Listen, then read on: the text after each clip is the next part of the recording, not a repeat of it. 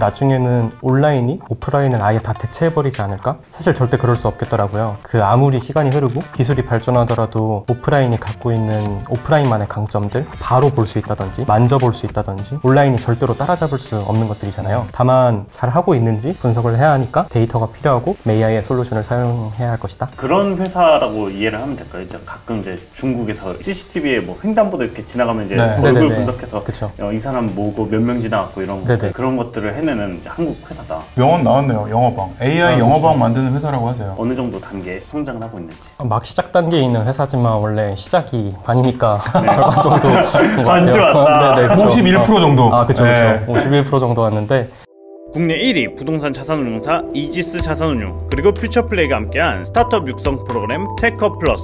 그들이 투자한 10년 뒤 부동산의 미래 지금 시작합니다. 반갑습니다. 네, 안녕하세요. 반갑습니다. 네, 안녕하세요. 오프라인 공간을 디지털화하고 있는 영상처리 인공지능 스타트업 AI의 박준혁입니다. 퓨처플레이 대표 맡고 있는 류중입니다. 저희는 공간도 온라인처럼 분석 가능해지면 우리가 공간의 활용도가 훨씬 더 늘어나지 않을까 하는 생각에 AI 기술 회사인 AI에 투자하게 됐습니다. 얼마 투자했다 뭐 이런 거는 또 뭐 없던데. 뭐 너무 타이니해서. 네.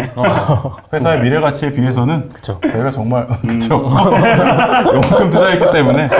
회사에 대해서 조금 더 소개해 주실 수 있나요? 온라인은 이미 얼마나 사람들이 방문을 했고 어떠한 컨텐츠에 관심을 가졌고 뭐 어느 비율이 구매로 전환되었고 그러한 다양한 데이터들을 수집하고 다양한 지표로 분석을 해서 그걸 유의미하게 사용하는데, 지금 오프라인 공간을 생각해보면 그러한 분석이 거의 이루어지고 있지 않다는 생각이 들더라고요. 기껏 해봤자 카운터로 이렇게 사람이 뭐 딸깍딸깍 일일이 샌다든지 와이파이나 센서를 기반으로 카운팅을 해버리는 시도가 막 되었었으나 여러 가지 한계가 있다고 생각이 들었어요. 만약 오프라인도 온라인처럼 이러한 모든 데이터를 수집할 수 있다면 온라인에서 진행하고 있는 다양한 분석 기법들을 오프라인에 그대로 적용할 수 있지 않을까? 그런 회사라고 이해를 하면 될까요? 이제 가끔 이제 중국에서 CCTV에 뭐 횡단보도 이렇게 지나가면 이제 얼굴 분석해서 이 사람 뭐고 몇 명 지나갔고 이런 것들, 그런 것들을 해내는 이제 한국 회사다. 뭐 대륙의 그런 솔루션들은 약간 통제나 그런 부분에 조금 더 집중돼 있는 솔루션들도 많은 걸로 알고 있는데, 저희는 기존에 있는 CCTV 카메라를 그대로 사용할 수 있다는 것도 강점이고 인구 통계학적인 지표를 뽑아서 마케팅이나 통계, 개선 이런 곳에 쓸 수 있는 지표를 분석해주는 회사라고 생각하시면 될 것 같습니다. 사실 지금도 몇몇 군데 대기업들하고 같이 파일럿 테스트를 하고 계시거든요. 그리고 성과도 되게 잘 나오고 있는데, 분석을 통해서 뭘 효율화하고 그렇죠. 뭐 자동화할 수 있는 부분은 뭘 자동화하고. 구체적인 예시로는 MOU를 맺기도 했고, 최근에는 투자사로도 함께 해주시게 되신 이랜드 리테일의 NC백화점의 킴스클럽이라는 매장을 같이 분석을 해보고 있어요. 정확히 몇 명이 들어왔는지, 그리고 그 중에 뭐 남성과 여성의 비율은 어떻고 각 연령대별의 비율은 어떤지를 분석을 하고 있고요. 또 그 안에 있는 작은 오프라이스라는 매장에 대해서는 카메라를 조금 더 많이 설치를 해서 매대가 한 12개 정도 있는데, 사실 20, 30대를 타겟으로 만든 간편식을 파는 브랜드인데 직접 보니까 40, 50대 방문 비율이 너무 높더라.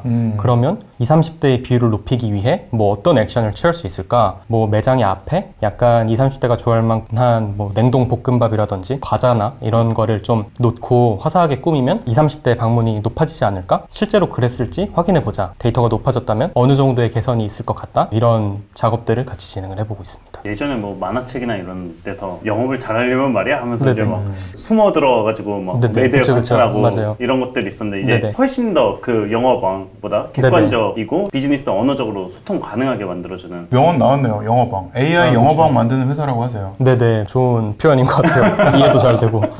사실 저희가 만들고 있는 프로덕트가 없던 걸 만드는 게 아니라 온라인에는 이미 다 진행하고 있는 것들이라고 생각하거든요. 방금 말씀해 주신 이제 영업왕이 온라인에서는 이미 활동을 하고 있는데, 이게 과연 오프라인에는 필요가 없어서 못하고 있는 걸까? 라는 생각을 했을 때 필요는 한데 기술이 발전하지 않아서 못하고 있었다 라는 생각을 해서 기술이 있는 저희가 그런 문제를 해결을 하고 있습니다. 대표님 어쩌다가 이 사업을 하게 된 거예요? 이 메이아이라는 회사를 하기 직전에는 오프라인 이벤트를 기획하고 운영하는 소셜 벤처를 하고 있었고요. 그와 동시에 이제 영상처리 인공지능을 연구하는 대학원생으로도 공부를 하고 있었어요. 행사 기획이나 운영이 엄청난 인간 노동을 필요로 하는 거고, 인간 노동의 끝과 기계 노동의 끝이라고 해야 되나? 이 양극단을 어떻게 좀 공부하고 경험을 쌓게 되신 거예요? 조금 더 옛날로 돌아가 보면 저는 이제 어릴 때부터 과학을 되게 좋아했었던 사람이었거든요. 과학 좋고 수학 좋고. 그래서 저는 이제 넌 꿈이 뭐니? 라고 첫 첫 번째로 물어봤던 순간부터 과학자라고 답을 했었어요. 그래서 고등학교 3학년 때까지는 언제나 저의 꿈은 과학자였는데 과학고의 선배님께서 오셔서 한번 말씀을 하셨었거든요. 너희는 다 과학고에 다니니까 과학자로서의 꿈을 꾸고 있겠지만 창업이라는 길도 있다. 그리고 내가 창업을 해서 엑시시라는 걸 해봤고 엑셀러레이터를 만들어서 지금 운영을 하고 있다. 주인님 아니에요? 만약 너희가 하고 싶으면 나중에 나에게 와서 투자를 받아라 라고 말씀을 하셨었는데 그게 혹시 전가요?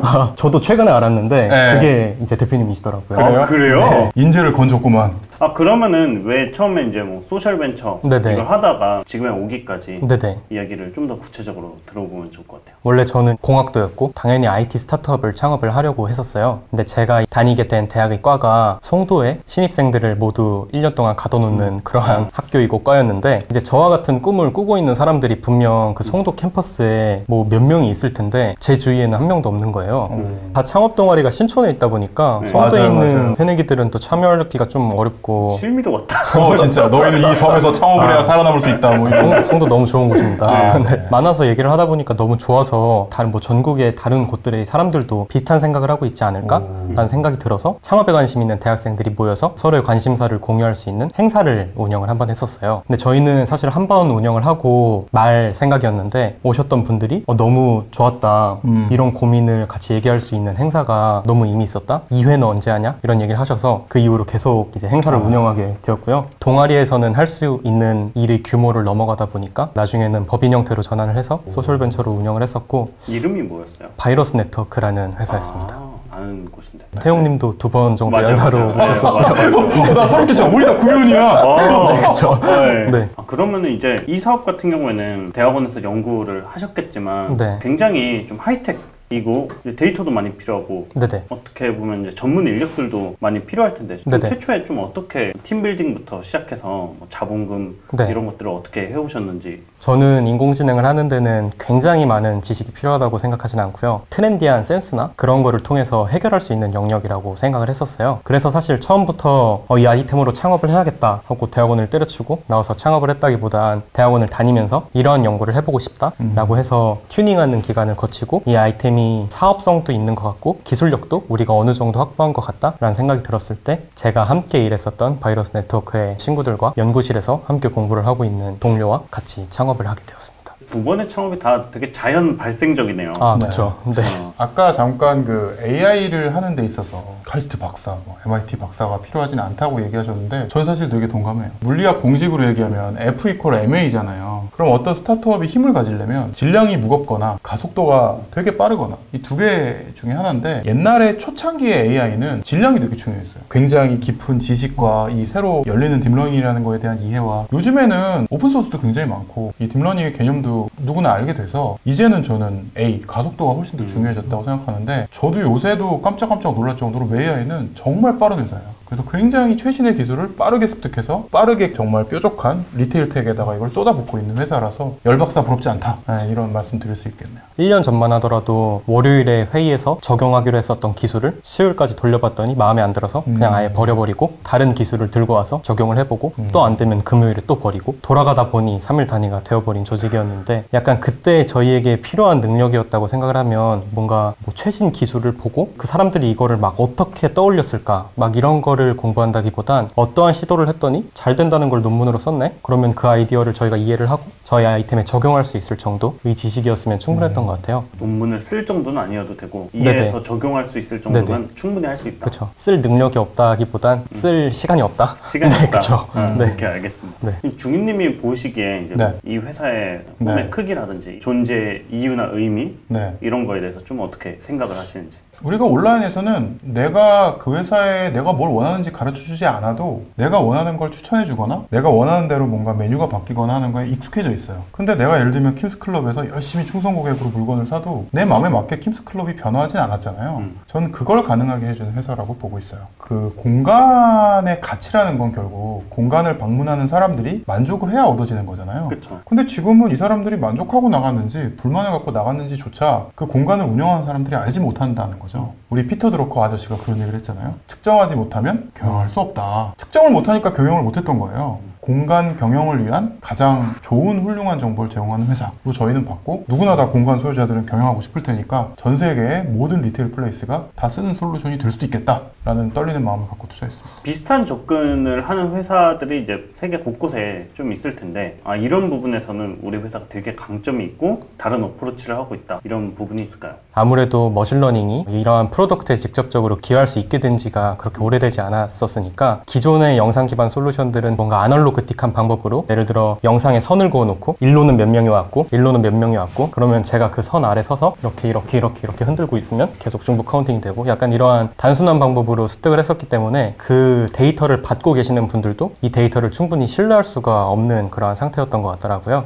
저희의 강점은 저희는 크게 두 가지라고 생각을 하는데, 첫째는 영상 처리 인공지능을 사용하고 있기 때문에 마치 사람이 눈으로 보고 다양한 데이터를 뽑아내는 것처럼 정확한 데이터를, 구체적인 데이터를 뽑아낼 수 있다라는 걸 저희의 강점으로 생각을 하고 있고요. 정확도가 어느 정도? 이제 1000명이 들어온다. 네네. 네, 라고 했을 때. 방문객 개수에 대한 정확도는 뭐 98%, 99% 정도로 생각을 하고 있고요. 사실 연령대나 성별 같은 데이터도 저희가 그에 준하는 수치로 굉장히 정확하게 습득을 하고 있는데, 최근에는 이제 코로나로 인해 마스크를 쓰고 오시는 분들이 되게 많으셔서 정확도가 조금 낮아져서 이러한 부분에도 강인한 모델을 만들려고 노력을 또 하고 있습니다. 아무래도 비즈니스니까 돈으로 환산을 해서 네. 지나고 보니까 이전의 꿈은 몇 억짜리 였다면 지금은 좀 얼마짜리인 것 같다, 솔직히. 네. 전에는 사실 오프라인 마케팅의 새로운 기준을 만든다라는 걸 저희의 비전으로 생각을 했었거든요. 근데 퓨처플레이를 만나면서 오프라인 마케팅의 기준을 만드는 건 너희가 할 수 있는 수많은 일들의 일부일 뿐이다. 그것보다 더 이전 단계에 있는 디지털화를 하는 팀이고, 그 오프라인 마케팅의 기준을 만드는 건 너희가 할 수 있는 일들 중에 하나다라는 얘기를 해주셔서 저희가 그렇게 지금 적용을 하고 있으니까, 단순 곱셈으로 생각해봐도 원래는 하나던 꿈이 여러 개가 된 거니까 10배는 되지 않았을까 생각하고 있습니다. 중인님이 계산을 해보면은, 뭐 저는 이렇게 계산할 수 있을 것 같아요. 네. 어떻게 보면은 온라인 커머스 이네이블러 중에 한국에서 시총이 제일 높은 데가 쿠팡이고 10조 정도로 추산하잖아요. 30조까지도 생각하는 데가 있던데. 네, 일단 10조라고 합시다. 계산의 편의성을 위해서. 네. 근데 오프라인 리테일? 뭐 정확하게는 리테일도 아니에요. 오프라인 공간에다 들어가는 저는 OS를 만들고 있다고 생각하거든요. 그러면 이 오프라인 사업의 크기가 온라인 사업보다 지금 훨씬 크고, 아직 이 오프라인 공간에 OS라는 거는 이 발상조차도 굉장히 생소한데, 저는 확신해요. 10년 뒤에는 야, 이 OS 없이 어떻게 오프라인을 운영해? 라고 다들 얘기할 거라고 믿거든요. 그러면 정말 보수적으로 쿠팡이 10배 하면 한 100조는 찍을 수 있지 않을까? 표정이 굉장히 안 좋아지네. 네. 100조는 저에겐 가늠할 수 없을 정도로 큰 금액이라서. 네. 100조 생각하면서 얼마 넣었어요? 야, 악마다. 네, 100조. 멀티플을 얼마나 가져가려고. 아니요, 100조. 미래에 100조가 되더라도, 지금은 네. 병아리니까. 네. 하지만, 저희는 계속 추가 투자를 하면서, 정말 100조가 돼도 추가 투자를 할 수 있는 그런 회사가 되도록 저희도 부끄럽지 않게 따라가야 될 것 같아요. 중인님이 보시기에 네. 이 회사가 성공하냐, 마냐를 우리가 앞으로 이제 지켜볼 텐데, 아직 초기 기업이고. 맞습니다. 주요 관전 포인트, 넘어야 할 산 같은 게 있다면 어떤 게 있고, 우리가 어떻게 지켜보면 좀 더 재밌을 것 같은지. 그걸 푸는 무기는 온라인에 있는 소프트웨어잖아요. 근데 결과적으로는 이 성패를 좌우하는 건 우리가 소프트웨어를 얼마나 잘 만드냐가 아니라, 아이러니하게도 오프라인에 존재하는 문제를 얼마나 잘 풀어주느냐거든요. 키보드를 손가락으로 쳐서 이기는 사업이 아니라 발로 뛰어서 피와 땀으로 만들어야 되는 사업이다.